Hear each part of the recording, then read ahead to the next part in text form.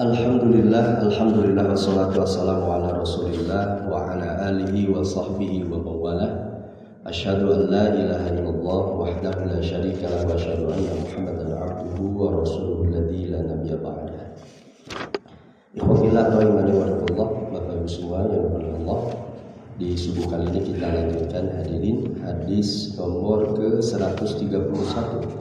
Masih berada dalam bab yang sama. Al-Khamisa Asyara anhu qala Rasulullah sallallahu alaihi wasallam, masih dari sahabat yang sama. Rasulullah sallallahu alaihi wasallam satu waktu hadirin pernah bertanya kepada para sahabat, "Ala adullukum ala ma yamhullah bihi al-khataya wa yarfa'u bihi darajat?" Mau tidak, kata Nabi, aku tunjukkan kepada kalian satu amal yang mampu menghapus dosa-dosa kalian dan mengangkat derajat-derajat kalian. Kata para sahabat ketika itu hadirin, "Bala ya Rasulullah, tentu ya Rasulullah, kami ingin." Nabi menjawab, apa amal yang akan menghapus dosa dan mengangkat derajat itu? Isbabul wudu 'alal makarih, menyempurnakan wudu ketika dalam keadaan sulit. Maksudnya hadirin Bapak Ibu semua, ketika dingin, satu waktu kita malas, hadirin ya, orang kadang ketika dingin itu malas sekali berwudu, tapi justru ketika itu pahalanya lebih besar daripada biasanya. Misalnya ketika di siang hari orang biasanya kepanasan berwudu itu senang sekali, tapi ketika subuh biasanya dingin berat sekali. Nah yang berat itu justru pahalanya lebih besar. Wa kathratul khuta ilal masajid, memperbanyak langkah-langkah kita ke masjid. Ini yang akan mengangkat derajat dan menghapus dosa.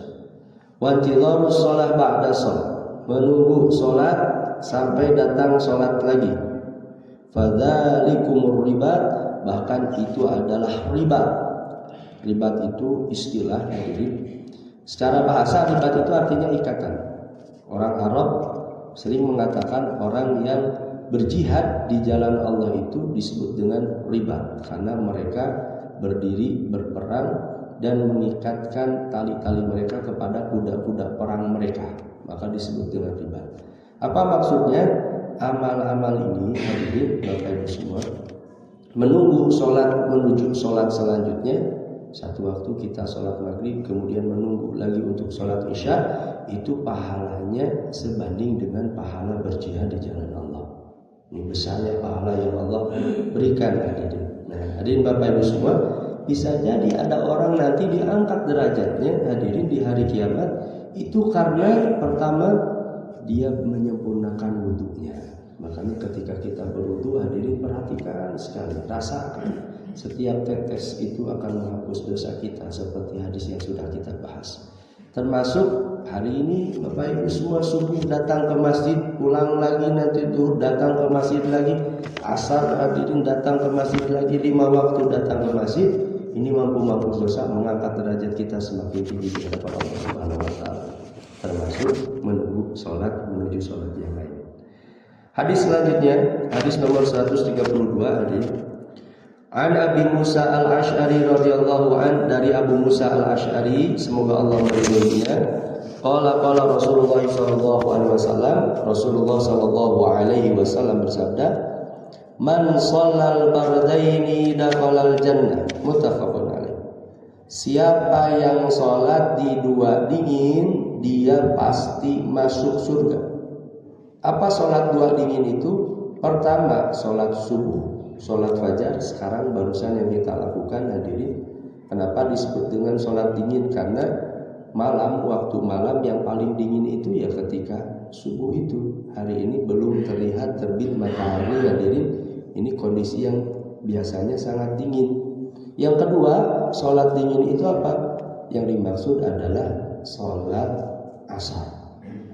Karena siang, sholatnya siang yang paling dinginnya itu ya antara zuhur dan asar. Zuhur masih panas, asar sudah mendingin kondisinya.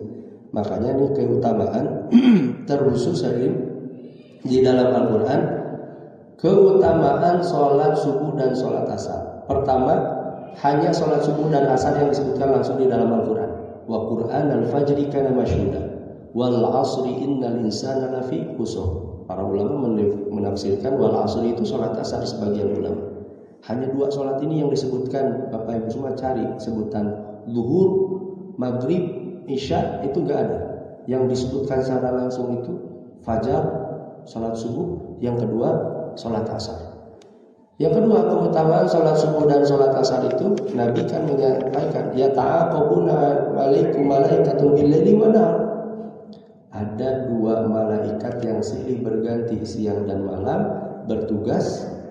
Bergantinya itu ketika salat subuh. Sekarang hadirin barusan bersiap-siap hadirin malaikat malam untuk pulang kembali ke langit karena sudah bertugas di malam hari. Kemudian datang barusan sholat subuh itu malaikat siang hendak bertugas. Kita yang sholat subuh dan asar berjamaah, keistimewaannya langsung disaksikan oleh 2 malaikat. Nah, ini dorongan kepada kita semua. Atau kalau di dalam Al-Quran, hadirin Bapak Ibu semua, hafidhu ala sholawati was sholatil wusta. Sholat wusta itu kata para ulama itu sholat asar, karena diapit antara zuhur dan subuh, zuhur dan maghrib dan isya, disebut juga dengan sholat wusta. Nah, baik hadirin Bapak Ibu semua Allah. Nah, itulah 2 hadis pada kesempatan kali ini hadirin. Ini dorongan kepada kita semua untuk menyempurnakan wudu, tetap semangat istiqomah dalam hadir ke masjid hadirin untuk sholat, terkhusus sholat subuh dan sholat asar. Keistimewaannya, keutamaannya begitu mulia di hadapan Allah. Hari ini hadirin kita belum merasakan, tapi nanti hadirin ketika kita sudah bertemu dengan Allah, investasi amal soleh ini akan kita lihat. Hasil dari langkah kita, sholat berjamaah kita akan terlihat indah dalam catatan amal kita insyaallah. Baik hadirin Bapak Ibu semua, semoga Allah menerima amal-amal ibadah kita, hadirin sholat berjamaah kita, salat kita, dan semoga Allah tetap